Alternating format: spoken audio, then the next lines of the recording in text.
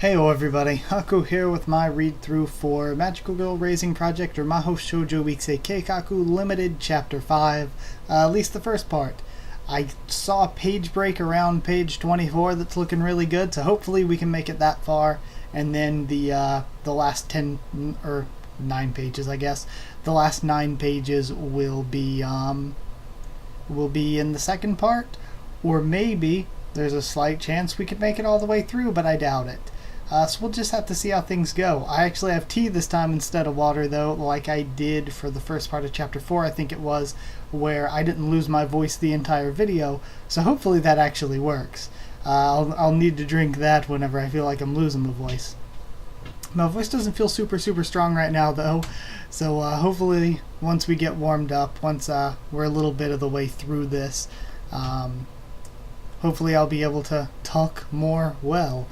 But yeah, either way, we spent the first 3 chapters getting to know all the characters. At the end of Chapter 4, Chapter 4, I made the joke, I think it was in the description of the Part 2 video, I was like, is this a deadly, like, scary survival game or a cute turtle documentary? But, yeah, Chapter 4 was kind of a cute turtle documentary, but jokes aside, all the characters met up there at the end. Well, not all of them, but Ripple showed up at the end before Tepsukeme's group. So what I'm thinking could go down here is possibly we get our first deaths. Going by the typical format for this kind of thing, we've now made it a third of the way through with no deaths, but the first third used to introduce everything, and it ends with things looking kind of happy, and then the second third of something, whether it's a trilogy or a movie or something, usually things tend to spiral downwards until finally they're at their lowest, scariest point, and then the final third brings you to a true ending, whether it's happy or sad. It's like the ending. So there's a chance that things could start going downhill from here now that we're a third of the way in. We could see our first deaths. I think the way I would see it going, our first deaths are probably going to be some characters from Toko's group, because they are the victims in this. They are being used by Toko, and I believe Rainpo to be the assassins. They're being used by Toko and Rainpo. Then I would, other than a few of them dying, I think that, of course it might not all be this chapter or anything, but I do think Mana and Hana, unless they get some extra development, they're probably going to be dying at some point relatively soon when it comes to that group, and I wouldn't be surprised if those two groups spend a little while killing each other off before Pithy's group actually comes in, and then since they come in, they're the bigger, badder group. Either the investigators are going to have to be like, okay, Toko, Rainpo, we know you're a criminal, but we have to team up to take out this group because they're worse criminals. And maybe they sort of come under the impression of, you know what, we're better off working together with you to make sure that they don't have you than we are to actually have you ourselves. So they might have to make a deal that way, or some of Rainpo's teammates could find out that she's the bad guy and jump ship to one of the other teams. That could happen totally as well, because I don't think it's going to be as simple as all the teams staying the same all the way through, because Restart wasn't that way totally, even though there was a little bit of jumping teams and teaming up towards the end. I feel like that'll be kind of the way this goes too. For the most part, the teams will stay the same, but as we go along, a few people might start switching sides. So yeah, those are some thoughts on how I think this will go. So what I think might happen in this chapter is we might start getting into a fight, and Ripple's group might kill one of Toko's group, maybe. We'll see how things go, though. So either way, we have Chapter 5, Showdown, and we're starting out from... Oh yeah, also Malpom could actually ditch the investigator group and work with the bad guys because of the way that I feel like the story is written to throw up a lot of red flags about the Foreign Affairs Division. Like, the Foreign Affairs Division, I just get these vibes, these weird red flags that tell me you're not supposed to trust them. So I kind of feel like I'm not supposed to trust Malpom, so I don't know if she's going to jump to the bad guy side at some point. I don't think I should trust her.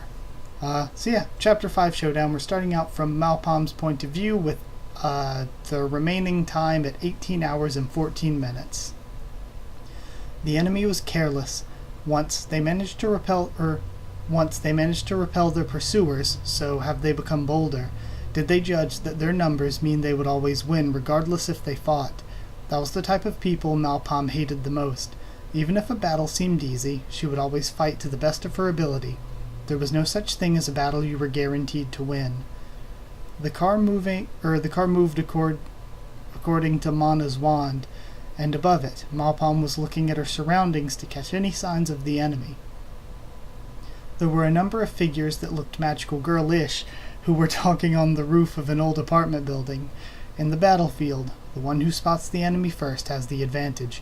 Malpam soon announced her findings to the main unit. They made a battle plan. Nanako-san and Mana will wait in a safe location. Hana will attack from the apartment entrance, Ripple will attack from the roof, and Malpam will attack from the air. Malpam's magical phone rang, the sign for the attack. She overlooked the ground, measuring the timing. All right, the time has come for their preemptive strike. Even though they were all gathered together, Malpam wasn't discouraged. She even heard that they supposedly have someone who was capable of flight. She avoided the blow from the enemy who flew up from below like the wind, and countered with her own counterattack.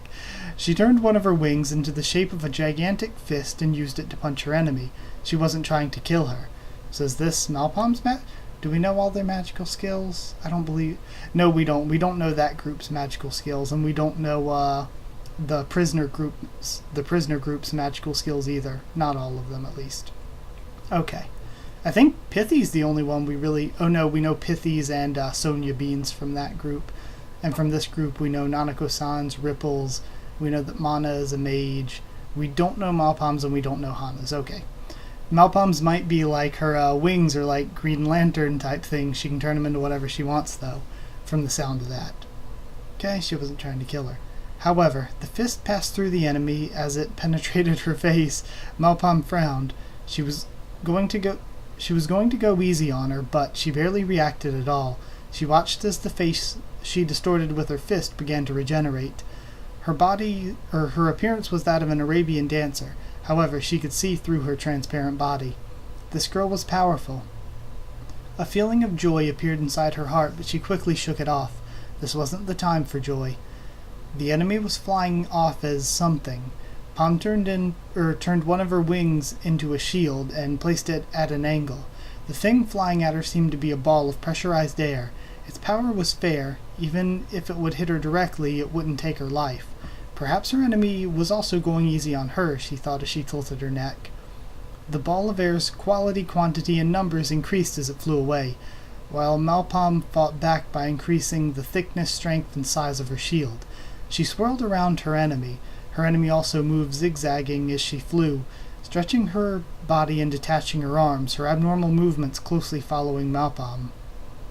Malpam used her magical skill to freely manipulate her four wings. Okay. Malpam's wings weren't just for flying. Their size, color, shape, speed, hardness, everything about them she could freely manipulate. She can even separate them from herself so they could act independently. That's a really OP power. While Malpam was fighting with her enemy, even like not in combat, just for anything at all, that's a really OP power. While Malpam was fighting with her enemy, she detached two of her wings. One of them went towards the apartment below. Its job was providing cover for her allies. She ordered it to rush and attack her enemies. Even though it was just one wing out of her four, its battle capabilities were still high. Although, if it was autonomous, both its speed and precision decreased compared to if Palm directly controlled it herself. Still, even if ordinary magical girls would team up against it, it would be able to crush them. If magical girls would team up against it, it would be able to crush them. Okay.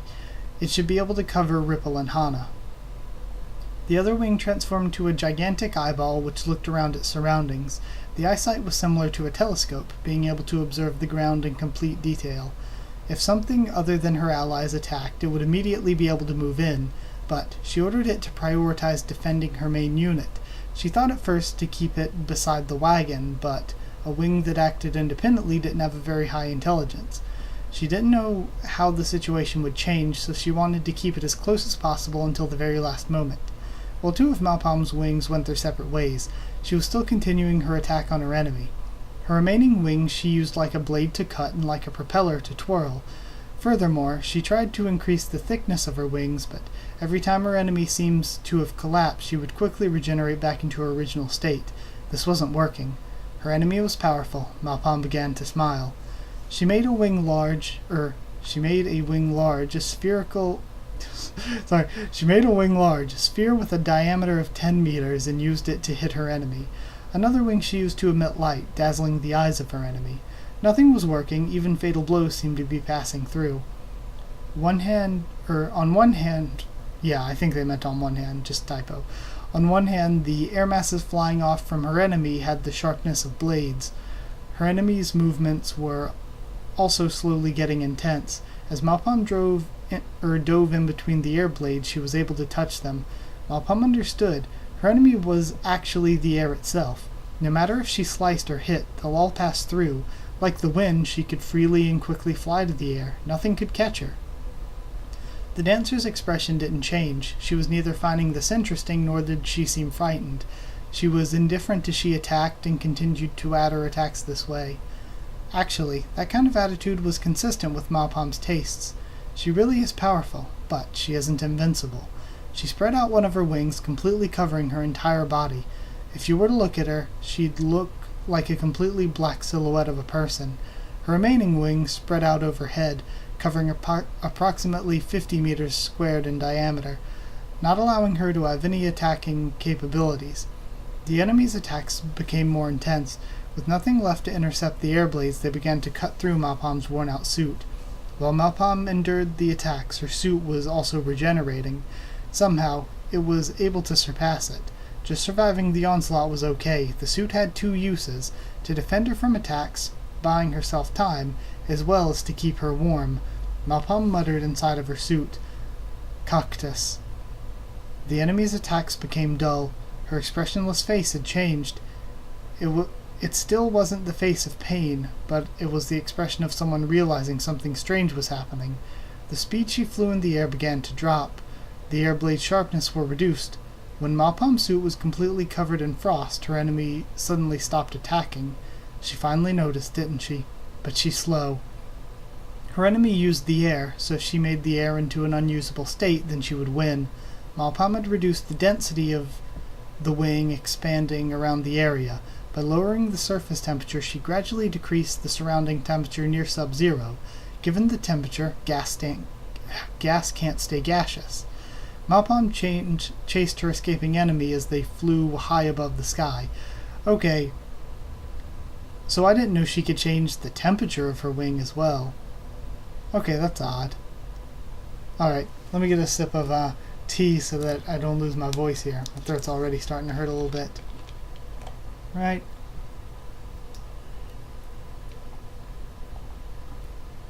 And it seems as though next we're going from Toko's point of view.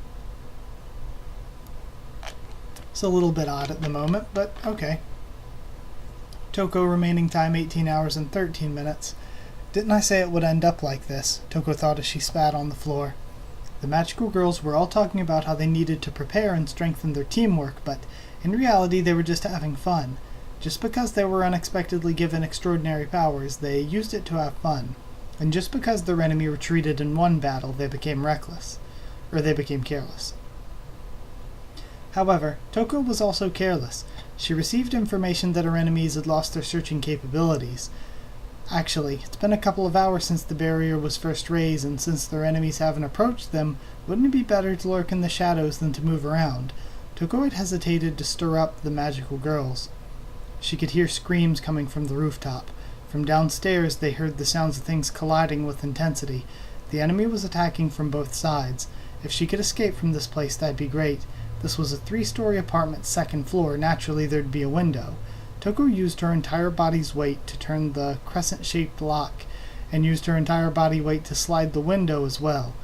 Even though it was rusty, it was still able to open. When they arrived, Toko confirmed her escape route. While Toko left outside the window, she thought about something. Should she contact her partner?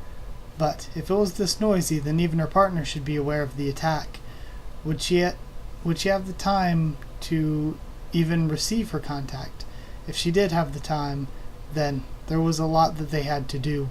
Toko was worried about escaping alone, but she wasn't experienced, so if she remained in the battlefield, she'd only be slowing down the others. Okay. That would be the worst thing to happen. Her partner would know how to survive, as long as she made proper use of all the small fry. Toko disappeared. She didn't contact her. The deadline for the barrier should be around 20 hours more. First, she'd have to reconverge, and aim to escape to the best of her ability. If she escaped by flying into the air, then the magical girls who could follow her would be limited. Toko flew from the window. She aimed for the sky, facing herself upwards, her eyes meeting a ninja jumping down from the apartment roof. Toko's eyes widened when she saw her opponent. A scar was running across the left side of her face, causing her left eye to be closed. There was a sense of impact with her appearance. You'll never forget her once you've seen her, but she didn't remember her. She wasn't with them when they were fighting in the middle of the road. Was she a part of the reinforcements they dispatched? In contrast to Toko's distorted face, the ninja, without any surprised expression, reached out her arms towards Toko. Toko twisted her arm towards Toko. Toko twisted her body to avoid it, but her skirt was caught by the ninja's pinky nails, ruining her balance in the air. The ninja twisted her wrist and grasped Toko's torso gently. Then Toko was swiped from the side on the verge of tightening up. A beautiful magical girl with a rainbow, shining even in the darkness, grabbed Toko and ran across a rainbow bridge. Toko shouted, "Rainbow! Rainbow!" Time remaining 18 hours and 12 minutes. As Rainbow's appearance shows, she's used her magical girl to create rainbows. Although it was a rainbow, obviously it wasn't just an ordinary rainbow. Everyone's seen this in picture books or children's anime, the appearance of characters walking across a rainbow bridge. Rainbow didn't just produce rainbows, but also had enough strength for you to walk on top of it. It was a very magical kind of magical skill. The rainbow it's not a very strong magical skill, if I am to tell the truth, if Rainbow is the assassin. The rainbow that shined a pale bright light in the darkness with no moon and stars. Contrary to the beauty of sunlight, it had a mysterious and fantastical beauty of danger. There was no elasticity in the rainbow, it was firm. It didn't vibrate, even if a magical girl ran over it with all her strength. Its width was about 1 meter. If you were a magical girl, even with that width, no matter how high it was, you'd be able to run at a full sprint. B-City wasn't an urban area, apart from the entertainment district. No lights could be seen. From above, there weren't really any fun sceneries to be seen. Beyond the tin rooftops, lined up in rows side by side, the rainbow grew, avoiding the radio station buildings. Rainbow created the rainbow bridge. Gradually she chased the tip of the rainbow, moving forward. Posterie was behind her, running indecisively. There was no need for a Posterie to follow her if it was impossible for her, but when the raid started they were together, so she began to act like Rainbow's rear guard. And naturally, the ninja would be chasing them from behind her. Now Posterie couldn't run in another direction. She looked like she was running desperately. "Rainbow, you're running too slow. Go faster, faster." "Shut up, Toko, you're distracting me." Rainbow pushed Toko into her breast pocket. Since she probably pushed her head in first, she heard a groaning voice from her chest. Even though Toko's probably in pain, it would be better for her to stay there for now. The ninja wouldn't leave them alone and kept on chasing them. In fact, she was gradually getting closer. She's already narrowed down her previously 20-meter distance down to 15 meters. It's clear why she's that fast. The ninja's legs were speedy, and Posterie's weren't. However, Posterie couldn't do more than this. Posterie ran with full power. Rainbow could hear her breathing heavily from the back. When Rainbow turned her attention to Posterie and looked at her, something flew from in front of her. Since she was distracted from behind, she was unexpectedly struck, and she couldn't avoid it. She couldn't even drop her running momentum. Rainbow barely managed to kick away the thing that flew towards her. From the sound her boots made when they made contact with it, the thing that flew towards her was made of metal. Furthermore, there were three more that flew. Rainbow understood what was flying at her. This was the weapon that a ninja would use, kunai. While the ninja was chasing after them from behind, she was also throwing her kunai, passing over Posterie, passing over Rainbow, and reversing its direction, flying at them from the front. curving around like a big roundabout. Rainbow kicked away the second one the same way. She tried to avoid the third one, but it suddenly changed its trajectory, tearing off the skin of Rainbow's feet. Okay. Rainbow staggered, but she couldn't fall nor slow down her speed now. She gritted her teeth and continued running over the rainbow. You okay? Don't worry about me. Kunai continued to fly, one after the other. Since she couldn't avoid it, she had no choice but to attack in order to drop them. Since they all targeted her feet, she couldn't stop them with her hands. She was forced to kick off every single one of them. Furthermore, their power and speed seemed to rise with every shot. All of them were targeting Rainbow. It didn't feel like her enemy was trying to kill her. Reading the situation, her enemy was trying to disable her. That's how far she's willing to go as she's chasing them. Rainbow looked down at her feet. The street lights were shining at even intervals. There were no other light sources. There were 2 lanes on one side of the road. There weren't a lot of cars in the road. It was about, 30 meters from the Rainbow Bridge down to the streets below. A magical girl wouldn't die by falling down from this height, thanks to their physical abilities. Their enemies should be considering this as well. If Rainbow cancelled her Rainbow Bridge, should she descend? The ground was different than on top of the rainbow, since it was going to be a straight beeline towards them. But, okay, it's going to be a straight beeline towards them. But instead, full of obstacles, it'd be... The ground was different. Okay, but instead full of obstacles. It'd be easier to avoid. No, that's not true. The enemy's attacks were homing in on her. Her attacks were coming from places where she couldn't see. Furthermore, Rainbow was aiming to go to a certain place. If possible, she'd like to travel through the skies. It'll be a detour from the ground. They can pass through the height gaps between buildings, and it wouldn't be difficult at all. The place she's aiming for is getting closer. She just needs a little more time. Tachen, just like before, okay? Okay. She said the words okay while gritting her teeth, but Posteri's movements weren't interrupted. When she took off her hat, a hammer fell from it. Posteri's magical skill was her postal delivery. Once she touches an object, she can activate her magic, and 2 pairs of wings will grow on the object. It had maybe just 2 wings will grow on the object. It had white feathers like the wings of a waterfowl, simple and beautiful, like the angels you'd see in religious imagery. If the object she touched was small, the wings would be small too, and if it were large, the wings would be large as well. It floated majestically, flapping itself greatly, flying back towards its original owner. Upon arrival to its original owner, the wings would scatter and disappear. Posteri was also able to control the flight speed of the object. She can choose between regular mail or express delivery. Is she just going to send all the kunai back at Ripple? Regular mail flew like an airy, fluffy object. It would have had the speed of a normal human running, so breakable objects, bottles, or dangerous objects could be delivered safely. Express delivery would cause the objects to fly away in a whoosh. Magical girls, and obviously humans, could never catch up with its high speed for when you'd need to deliver something promptly and reliably to the original owner. There are no delays or mailing accidents. The weight of the object didn't matter. There were no quantity restrictions. Wings began to grow one by one from the hammer that fell from Posteri's hat. That hammer was purchased by Captain Grace from a home center. It was something that Posteri had kept. If she used her magic, then the hammer should aim for its original owner, Captain Grace. Since the rainbow she's been running on so far away was a straight line, naturally the direction the hammer flew was straight behind Rainbow. Unfortunately, Posteri's magical skill didn't include the ability for objects to avoid anything on their way. Okay. She heard the sound of metal clashing with metal from behind. The ninja was intercepting the flying hammer. Thanks to that, she stopped throwing her kunai. Based on the metal sounds, she should have cleared her distance. If she wanted to do it, it was now or never. While Rainbow was looking over her shoulders, she carried Posteri as if she were carrying a princess.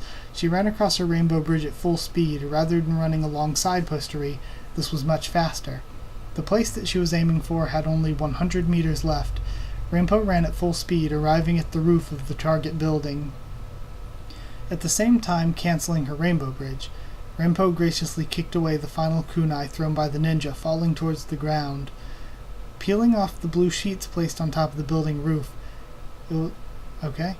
It was a long abandoned building. The only people that came here were maintenance workers and crows. It was a convenient place to hide things. After their first battle, Rainbow and Poster-E worked together to hide the retreating enemy's van on this abandoned building. If Poster-E used her magical skill on it, it would fly off to its owner. As for who the owner of the van actually was, that was kind of a gamble. However, the possibility of the van being owned by the combatants raiding them right now was rather low. For now, it would be great if they could retreat from this fierce battlefield. Hopefully, they might even be able to surprise their reckless enemies with a sneak attack. Rainbow held the back bumper of the wagon while carrying Poster-E tightly. After you, Tachan. Oh, okay. Poster-E used her magical skill on the wagon. Both of its side windows broke, and the broken van, which had footprints on its roof, grew gigantic wings on both sides. It began to fly away. Alright, now grab some water before Kuru Hime 2 minutes later. Alright, what page are we at? We're at the beginning of page 10. Okay. Making pretty good time, I think. How long have we been recording? Like 26 minutes. Yeah, we're making good time.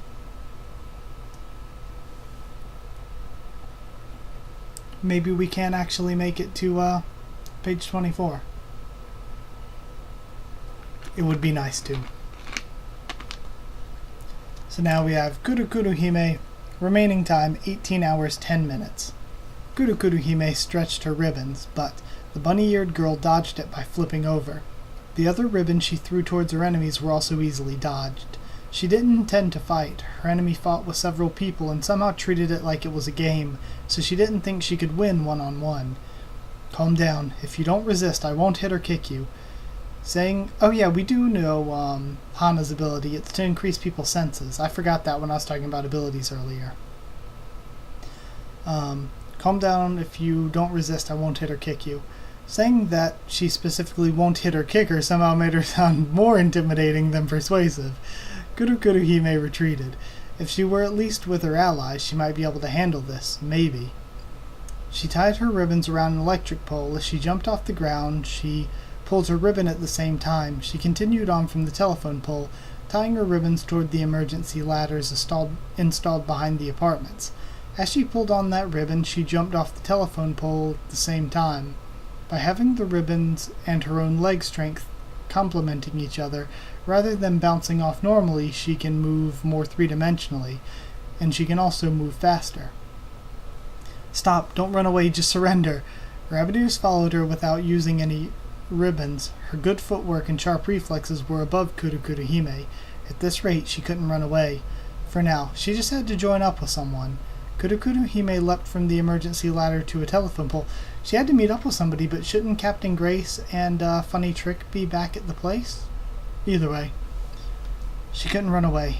For now, she had to join up with someone. Kuru Hime leapt from the emergency ladder to a telephone pole, from the telephone pole to an apartment rooftop, from an apartment rooftop to the roof of a private house, from the roof of the house to an apartment rooftop, passing in a thin stretch of ribbons in between some of the telephone poles, trying to catch her opponent.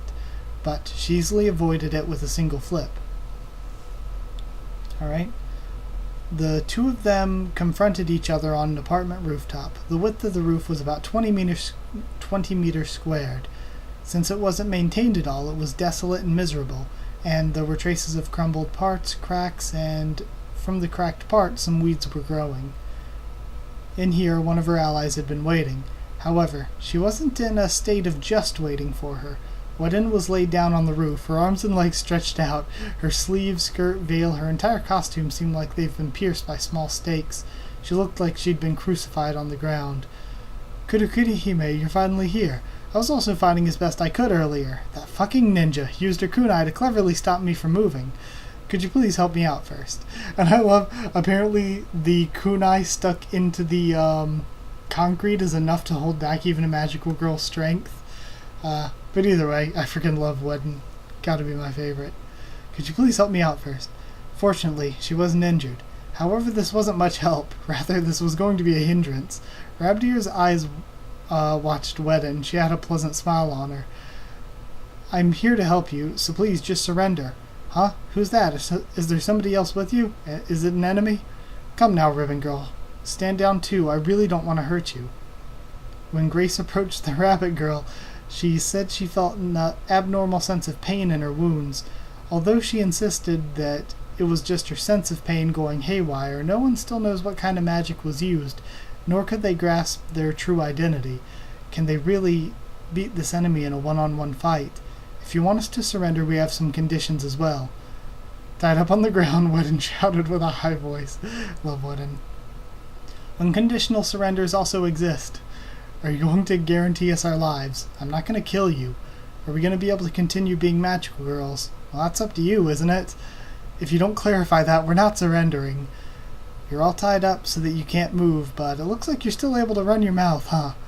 Wedin and Rabbit Ear's banter had been going on endlessly. Kurukuru Hime noticed that as well. Wedin, Mine Musubiya, hated pointless banter. Although she liked talking about her favorite things, and her speeches would be extremely long when it's about those specific things, making her seem a bit like a heavy otaku. Other than that, she preferred concise conversations rather than long sluggish talks. How is my current state related with my terms of surrender? Even though I'm like this, the rest of my allies are doing just fine. Because you're talking about your own terms of surrender, aren't you? I'm the leader. I'm obligated to have the right to speak about the team's terms of surrender. Aren't you a self-proclaimed leader, though? How disrespectful. I'll have you know that I was democratically chosen as leader. Rabbit Ear shrugged her shoulders in amazement. Wedin began talking to her with more enthusiasm. She was trying to prolong the conversation. Kurukuru Hime confirmed Wedin's intentions. She started doing her part. She began to unravel a small hidden ribbon on her back, connecting each ribbon to another, lengthening it. It was thin enough that the enemy wouldn't notice it. She lengthened the ribbons from her feet. The rooftop was crumbling. There were cracks all over the... Okay. Hold on. Let me think here. It was thin enough that the enemy wouldn't notice. She lengthened the ribbons from her feet. The rooftop was crumbling, and there were cracks all over the place. The ribbons... Sorry, hiccup. The ribbons entered from the cracks and went towards Rabbit Ears from below. Okay. Like I said, if I surrendered, then that means all of us are surrendering. So please try and persuade me a little more. For example, you might compensate taking away our rights to become magical girls with some money. If you offered that, then I might feel comfortable enough to surrender. But I'm in no position to give you any money compensation. Then, can't you contact your superiors? Surely an important case like this should be solved by the top leaders discussing terms with each other. Well, you see, I'm sure if we work together, we can come to some kind of agreement. I love Wedin so much, and I'm starting to love Hana as well. From underneath the concrete, the ribbons went toward Rabbit Ear's feet. The ribbons that jumped out of the cracks were able to grab onto Rabbit Ear's legs. Although they couldn't perfectly catch her athletic legs, they were able to break her balance.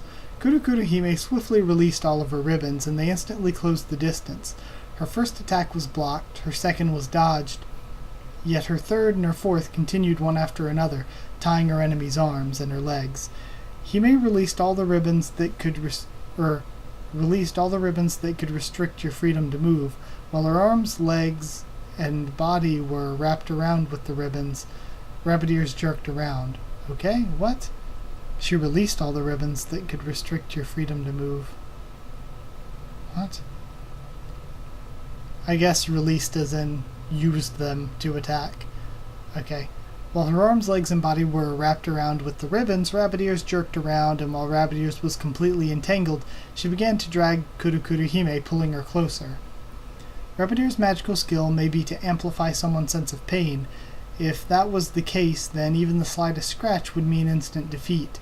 She wasn't confident if she could withstand abnormal pain in the first place. She had to completely prevent her enemy from attacking. Kurukuru Hime unraveled her costume. Even if it doesn't look like ribbons at first, Kurukuru Hime's entire costume was made out of ribbons. She unwrapped her pointy shoes. She unwrapped her tutu, even unwrapped her crown. The wind was blowing directly on her bare skin, and while she felt the chill of the November wind, she still moved her ribbons. Without decreasing the number of ribbons turning to attack the enemy, she also turned the ribbons toward the defender's side. Between the enemy and herself, she set up a ribbon wall, extending the ribbons toward the apartment's iron fence. Tangling them up, she was trying to preserve the position she was in right now. Regardless of the wall, Rabbit Ears kept on dragging her. A few ribbons that were tied on the iron fence began to slip loose. Kurukuru Hime tried to stand her ground, but was finding it hard to stand firm. The distance decreased, but there was still a wall. The wall was rooted and stretched on the rooftop, and yet still she was being dragged, but she couldn't drag her all at once. She was being dragged slowly, and in the meantime Kurukuri-hime continued manipulating her ribbons, wrapping it around her enemy, restraining her, and at that time an accident happened. The smell of a gassed exhaust pipe pierced through her nose. She felt a furious sense of nausea rising up. Her visibility was getting stranger. Things kept moving away and closer to her repeatedly. She couldn't grasp where everything was or what they were. An explosive sound shook her eardrums. Her brain was shaken with the loud sound. So Kurukuri-hime's dying now, I think. Kurukuri-hime fell to her knees. She couldn't resist the shock of the scream and fell downward. There was pain in her knees. The pain pierced from the apex of her head to the tip of her toes. Okay, never mind then. She isn't dying, she's just got her, senses going crazy. Unfortunately, you stepped into my range. Just before she lost consciousness, she heard the words of the rabbit-eared girl. That is an OP power if she doesn't have to touch them and it's just a range. 'Cause you think, like what happened, all she has to do is crank her sense of sight and her sense of hearing way up, and anything she hears is going to sound like a huge explosion, and anything she sees is going to be blinding. So it is just a pretty OP power, since she doesn't have to touch her in order to be able to use it. Alright, so page 14, about halfway through, and we're starting with Captain Grace now.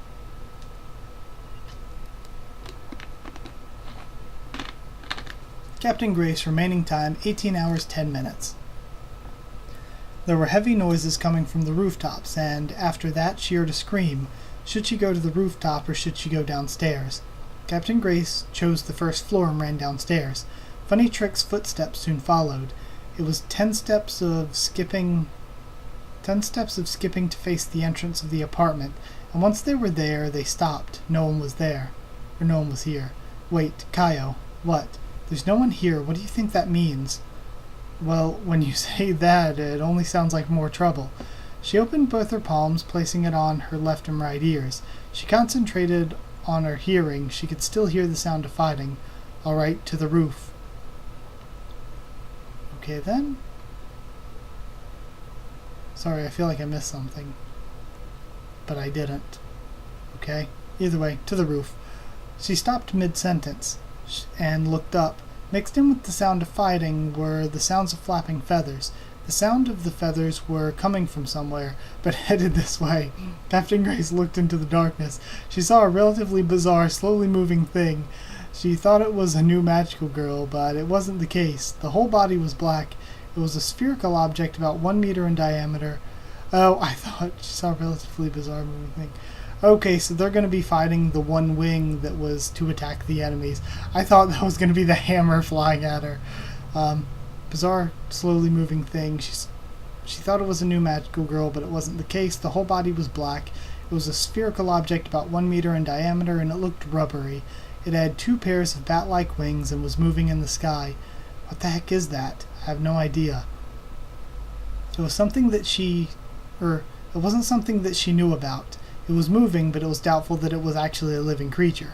The black sphere stopped at a distance of about 5 meters from the skies above, and stayed still on the spot. Grace observed the sphere's movement, so it was floating in the sky in a state that you would call hovering. Whatever she might think, it's clearly magical in nature. After a while, the sphere began to move. It moved upwards. Was it headed towards the rooftop? Since Grace was ignored, she felt a bit annoyed. Hey, wait a minute. We're not through just yet. She picked up the concrete fragments by her feet, throwing it at the spherical object. The spherical object, which looked like it was a balloon floating in the wind, avoided the thrown concrete. Contrary to its slow-looking appearance, its movements were light and fast. The concrete pieces rolled around the road. The sphere stopped rising. It changed its shape. Funny Trick screamed, but Captain Grace's heart was boiling up. Okay. The sphere stopped rising. It changed its shape. Funny Trick screamed, but Captain Grace's heart was boiling up. One eye began to appear on the sphere. Actually, it'd be more accurate to say that the eyelids ripped off from the sphere rather than an eye appeared on it. A single giant eye suitable for a giant sphere, staring at the two of them from above. The eye seemed to be asking them a question. Are you my enemy? So Captain Grace decided to answer. Let's hurry up and get this started. The huge eyelid closed. The traces that the eye was there disappeared completely. The black sphere stopped the movements of its wings and went into freefall. As it descended, the wings became smaller, its shape changed. As it stood up, it took on a humanoid form. Did it morph? It looks like the volume had increased. Its characteristics and body looked flat, with no features. Captain Grace pulled out her sword. The black humanoid ran. She swung her sword, pulling out its guard and slicing its torso. Okay. No, wait, she didn't cut off its torso. A large mouth was being opened there, its teeth biting onto Grace's sword. She could neither push nor pull it. Its biting force was higher than Captain Grace's physical strength. She threw off her sword and tried to retreat, and from there the enemy's attack flew, a low kick that tried to hit her shin. The enemy's leg quietly bent and entangled itself on Grace's shin. In a hurry, she quickly shook it off. All of its attacks showed some transformations. The fist that it used to beat up people changed into a whip that snapped on her back. The front kick that Grace tried to block with her shoulder transformed into a knife, cutting her and causing her to bleed. On the contrary, its arms and legs were like an octopus or squid's tentacles. From the black body, it continuously spawned one after another and attacked Grace.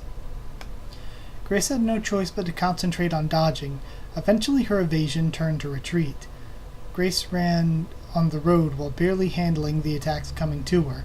When she faced rabbit ears, she was able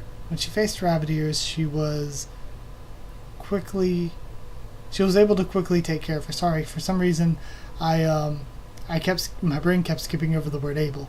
She was able to quickly take care of her, so she wanted to do the same thing here. However, exchanging rabbit ears for this opponent was too much to handle. Her plans were fragile and crumbled away. She desperately avoided the attacks, stopped, dropped down, countered. Furthermore, when she dropped down, the attack's trajectory changed. One of the tentacles managed to dodge Grace's sword and gouged through it. Grace managed to dodge Grace's sword and gouge through it. Grace instantly twisted her body, but another attack flew in and hurt the top of her foot. Funny Trick was running while holding her magic wand. She stopped when Grace shouted out, "Don't come here, you've got a different job to do." The black humanoid was only concentrating on Grace. The density of its attacks were high, and all of it was targeting Grace, perfectly ignoring Funny Trick. Grace couldn't read its emotions from its attacks. The attacks were all automatic. Though it had a feeling of strength, she wanted to fight one-on-one. But this didn't feel romantic at all, and she couldn't even feel the rational feeling of a strong opponent completely crushing its opposition. Grace began to think, this thing only considered someone their enemy if they attacked it, right? Right now, this thing thought of Captain Grace as its enemy, but Funny Trick still wasn't counted as an enemy. So Funny Trick was still able to move around as freely as she wants. Grace single-handedly took on the enemy's attacks and tried to get the job done as soon as possible. Did Funny Trick guess Grace's intentions? She turned tail and ran back inside the apartment. This was good. Grace was going to do this solo. Okay. Her opponent was a strong enemy. This was the strongest enemy that Grace, the Umishihabara has fought until now. There were no openings, its movements were fast, and she couldn't read its attacks. Avoid, block, and stop. If she couldn't defend herself, she'd be hurt. It's as if her own attacks weren't passing through at all. Okay. There was a wide difference between the quality and quantity of the attacks. If she didn't focus on avoiding, then she couldn't dodge it. But if she focused on avoiding it, she couldn't attack. Her enemy was bulkier and was attacking more intensely.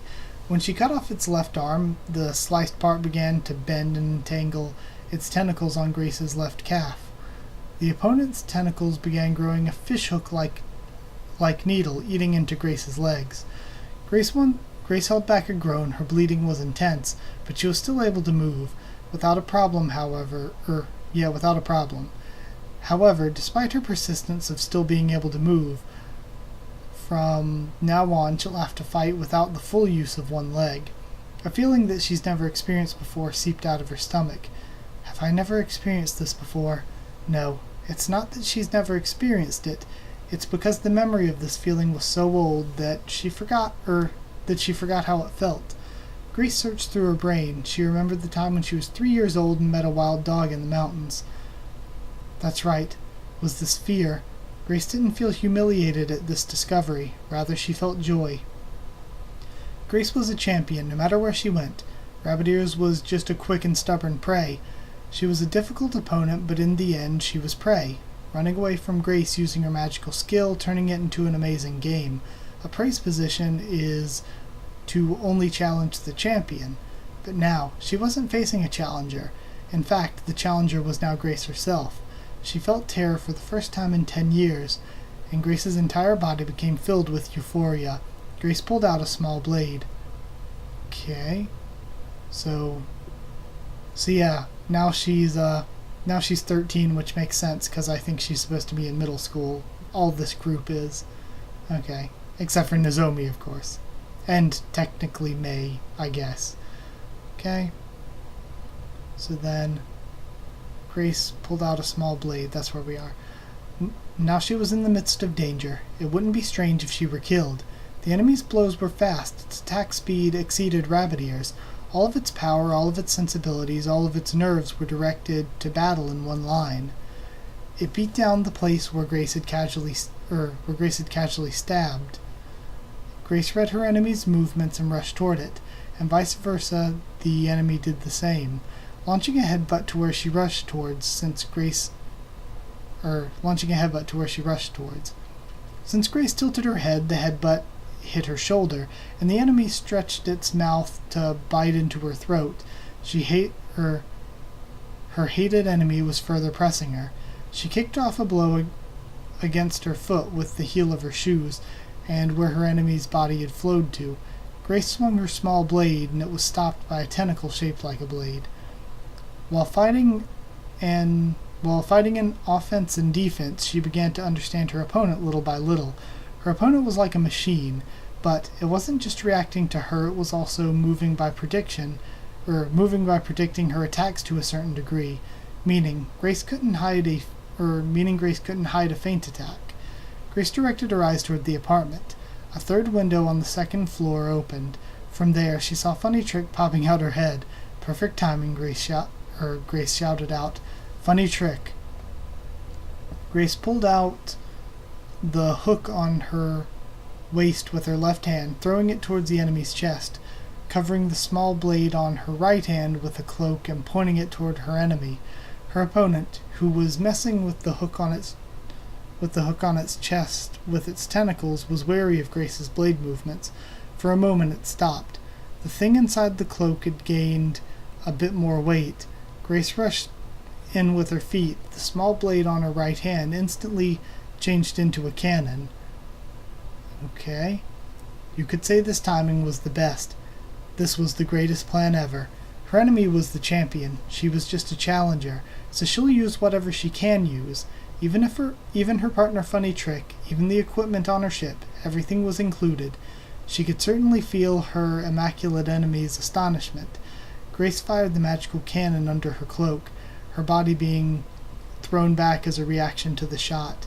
She pulled out a new hook, striking at the road with it. The hook dragged along the asphalt as it picked up pieces of it. Grace placed her heels on some guardrails and stopped. Captain Grace's magical ship was a pirate ship. She first tried it out by making it appear in the schoolyard, making sure what kind of equipment she had. She took the ones that were useful back with her, one of them being the cannon. Funny Trick had covered up the large cannon inside the apartment room. The small blade that Grace hid underneath the cloak was replaced with that cannon. Since it was a magical cannon, its recoil was large, but her eardrums weren't torn. There weren't even any fractures or bruises, though her right hand was somewhat numb. If she could finish it here, it'd still be fine. More and more smoke began to rise, and while the smell of black gunpowder began to fill up the area, something happened, cutting through it. The black humanoid, which had lost its upper body, was approaching her with a certain gait in its movements. Even though half its body had been blown away, it was still moving. The pieces that were blown away were squirming around and moving, turning back to its original form. While she hasn't exactly experimented with this, she understood the power of her cannonball. If someone took a direct hit from it, then even if they were a magical girl, they'd be turned into ground beef. The endurance of the enemy in front of her eyes was beyond a magical girl, able to dish out some serious damage. But Grace hasn't reached her ultimate attack yet. Her enemy's flexibility is in its regenerative immortality. If it changed back into its original form, then it feels like it's impossible to win against. It has to be now or never. Grace sliced the hook onto the tentacles entangled with her legs and tore it apart. Captain Grace's magical ship, I think that meant magical skill, but it's just a typo. They accidentally put ship. Magical skill is to summon a ship that travels at subsonic speeds on water. The length was about 10 meters. It looked like a sailboat, but it didn't necessarily need wind power. In order to use it, they would naturally need a sizable field of water. If they wanted to use it properly, that is. Grace made her magical ship appear at the enemy that was stumbling its way towards her. An overwhelming mass suddenly appeared, filling the space where her enemy was before. The impact was no different than the sound of an explosion. Grace held down her hat that nearly flew away. What will happen if she summoned her ship on something else? Would it be buried underneath the ship, or would it be blown away? She didn't know if it'll be crushed or not, but now she did.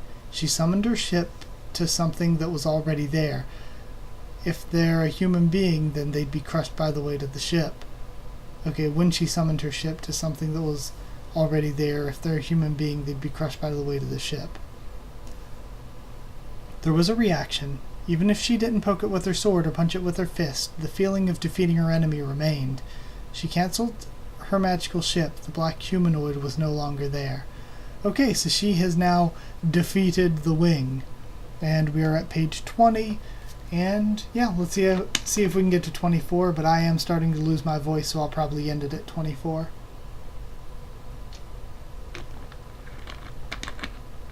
Instead of pushing through the whole thing. So, let's get there. We're now looking at from Nanako-san's perspective for the first time this chapter at 17 hours 50 minutes. So a lot of time is passing. It's been over 20 minutes since we first started the first parts of this fight. Nanako-san stood beside a mini car parked on the street. The time she spent with someone who was irritated was an awkward one. If that person's position was higher than hers, then the awkwardness only doubled. Since the first time she's met Mana, the girl's never been in a good mood, not even once, even now. Mana's irritated mood was top class. Even while sitting in the back seat, she'd been violently shaking her knees enough to shake the car. Although as a guard, Nanako-san was nominally stationed outside of the car, how bad of a condition is Mana to be shaking like that? Even though she knew not to look inside the car window, Nanako-san was frightened at the thought. Ripple, Hana, and Malpom attacked their reckless enemies from 3 directions. They were told to hold back and not kill anyone, but how many of them listened to Mana's words? Did they even have any room to listen? There's been no contact from them so far. Mana's irritation stemmed from her one worry: could we catch the culprit? But did she also mix in the "you mean you're not a battle-ready magical girl" anger that she had at Nanako-san? To say that Nanako-san was being a little too paranoid would be acknowledging the amount of pressure that Nanako-san felt against her. There were magical girls who were suited for battle, and magical girls that weren't suited for battle. Nanako-san wasn't suited for it. Neither her personality, her magical skill, nor her physical abilities were. There was no way for her to follow the fighting magical girls. However, Nanako-san was determined to contribute as much as possible. While the combatants were dispatched, her job was to protect the head of the squad. She can be proud of that. Though, no matter how much she preached to Mana, she'll only take it as a weak excuse. Yelling at her or calling her an idiot was all she could manage. That's why Nanako-san didn't say anything. She felt an awkwardness with Mana. It would be nice of her if she could finish this job safely. She prayed to herself while looking at the sky. The clouds were thick. Tomorrow would be cloudy too. In that case, it's probably going to rain. If things get worse, it's probably even going to snow. Then she heard a loud noise, a violent sound that tore the silence of the night. A sound coming from the apartment where the enemies were hiding. A sound like an explosion. The car door opened. Mana leapt outside. What was that sound just now? I don't know. Shit, whose magical skill was that? Ripple's magical skill had no explosive element to it, neither did Hana's. Was this Mapam's? Or was this one of the enemy's magical skills? The alley where they parked their cars was quite far away from the neighboring areas of the apartment, yet they could still hear the sound all the way from here. The neighboring citizens who were asleep would probably wake up too, and it'll only be a matter of time before police and firefighters would be called in. Mana glared at the direction of the apartment. Nanako-san also looked towards it. A big bird was flying in the air. It was a size that was unbelievable. Was it due to their perspective? Even if it was an ostrich-sized bird, it shouldn't be that big. It still looked too big. Huh? What is that? What is it? What's happening? Could it be that it wasn't even a bird? When Nanako-san thought of that, the van with gigantic wings had already come into view. Nanako-san hugged Mana's body and jumped to the side, the winged car ramming the location where Mana was just before, making a sound larger than the explosion before. Okay. So that means, of course, that she was the owner, it would seem. And I like this illustration. We have Mana and Nanako-san's faces. Cute. And then the winged van flying at them. Alright, so that puts us... How long have I been recording here? Yeah, that puts us at like an hour. A little shorter than an hour. So I guess I'll go through the last 9 pages in the next part. Friday, maybe? Probably Friday. Because I think Friday, and maybe even Thursday, who knows. But I really want to get the Q&A done Thursday or by Thursday. So probably not until Friday, because I'm going to, I think, only have one video other than this Friday, because I think that One Piece is off. I might be wrong, but I think One Piece is off.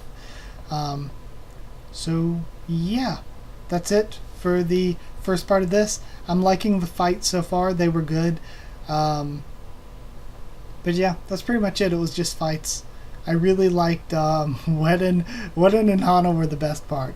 The Captain Grace fight was a little bit long, and I feel like I was a little bit boring because I was just reading the fight for what it was and kind of all it was. But yeah, I like seeing everyone using their magical skills, and it was a good chapter still.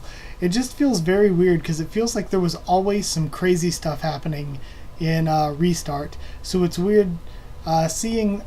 Again, I'm glad because it builds up all the characters to make them better, but it feels like we didn't have like this slow build up when we did Restart. It seems like they just like was big event to big event to big event, and all of it was really complex and mysterious.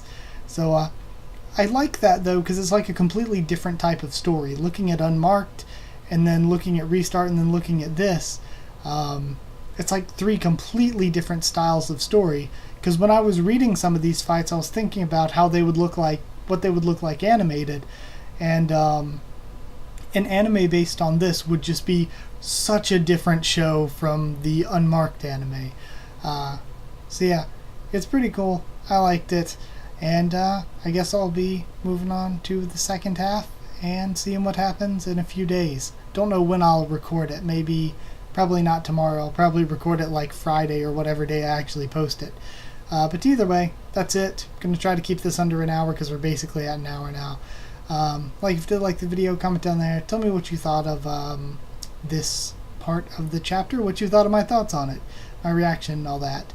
Subscribe for more Magical Girl Raising Project, much more on the channel. Follow on Twitter if you want. I can try to keep you up to there and stuff for the channel. And if you want a link to our Discord server to talk with me or more of us there, then just ask and I'll give you a link to the Discord server. So yeah, that's it. Thank you once again for watching, and I'll see you all next time.